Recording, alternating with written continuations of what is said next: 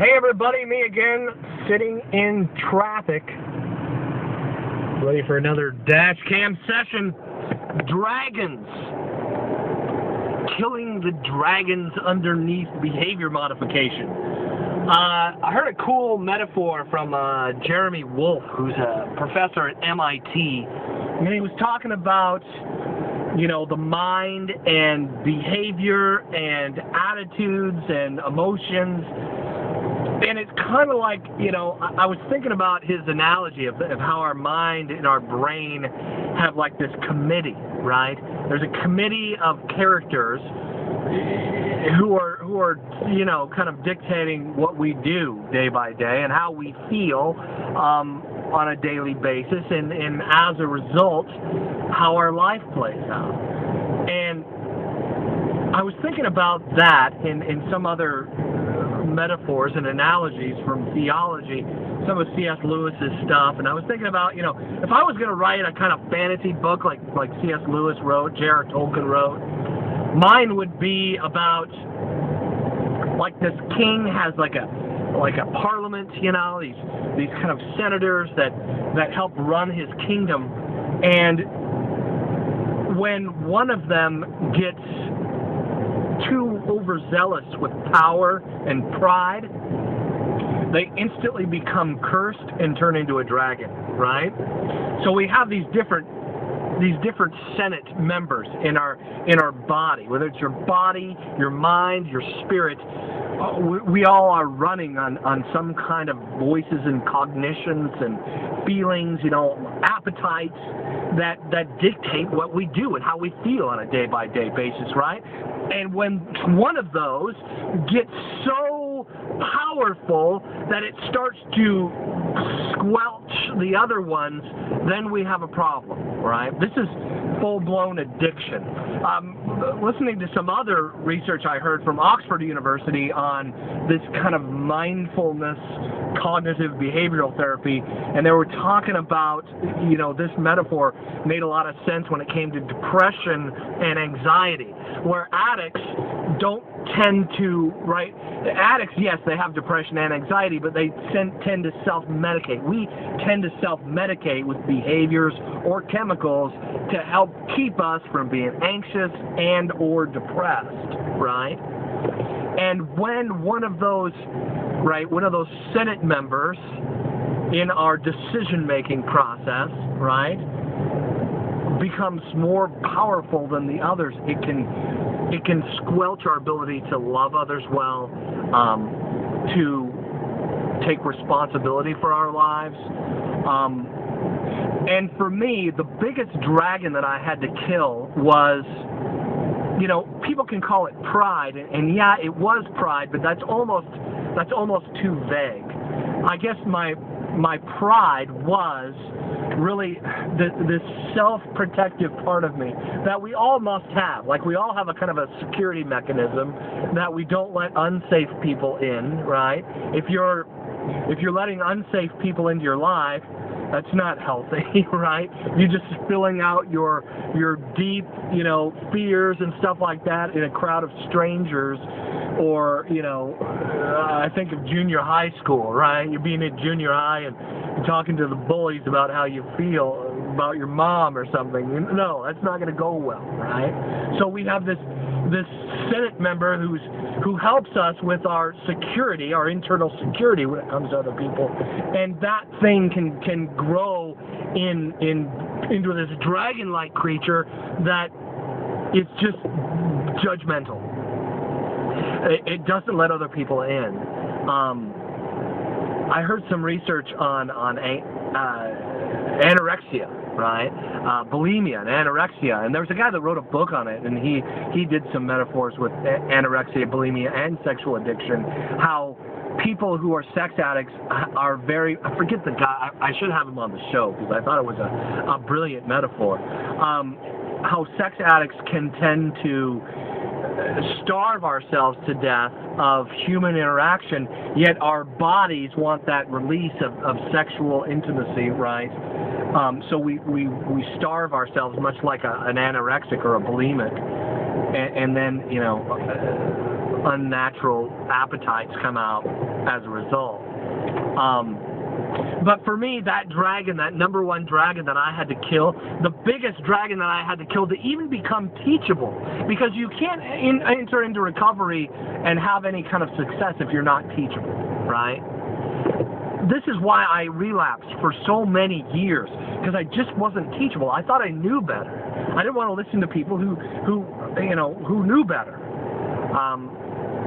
There's folks I've been emailing for years, and I'll ask them, are you going to a group? Have you found a group of guys who are, like-minded, who maybe are sex addicts or addicts, and you're talking about your stuff in that group of safe people? Have you done that yet? And a lot of them are like, no, I haven't done that yet. I just don't see the point in airing my feelings and in my heart. I don't know. And you got to do that, all right? That's being teachable. Listen to people who know, who have been there. Learn from my bloodshed, all right? I don't want you to suffer for 15, 20 years like I did, all right? Get this thing taken care of aggressively, swiftly, and stop being so judgmental, and stop thinking you know more than folks who have some history, some victory under their belt, all right? The judgmental thing in me had three ways that it was choking out my ability to interact with people, my ability to be teachable.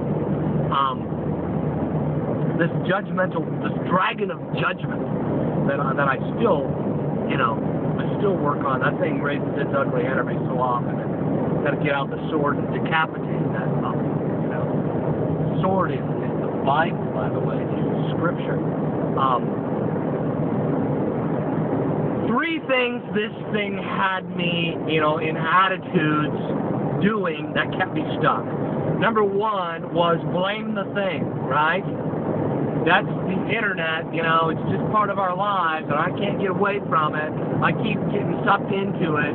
It's too tempting. I can't, I can't stay away, or whatever, right? Women, the way they dress, women should be more modest. It's all their fault. Look at the way they look at what she's wearing. That woman at work, she's got her blouse open in the cubicle next to you, so we tend to blame out there, like our sin is out there. That's just not true. That's a big part of theology that a lot of Christians just don't get. I mean, going all the way back to this guy Thomas Welch, back in the 1800s. Welch's grape juice was started by this guy. This attitude of prohibition, where, we're going to blame alcohol, the demon alcohol, instead of really looking at people's hearts and taking full internal responsibility for our desires and what we're after, right? It's not the thing's fault. It's not sex's fault that you're sexually addicted. God made sex. He called it good. I know that relationships can be stressful, hard. There's times of dryness. I had an email from a single guy years ago, and he was like, well, you just don't understand, We go through months without sex or years, and he said, man, married people can go through that too. Not cultivating the relationship, not keeping the romance alive can lead to dry spells inside of a marriage. Getting married is not going to fix this thing, all right? Don't judge your situation based on, it's this powerless self-pity attitude that kept me stuck. And it was an attitude of judgment that it was birthed out of, right? Another one was, oh, no one has it as bad as me, Oh, you don't know my story.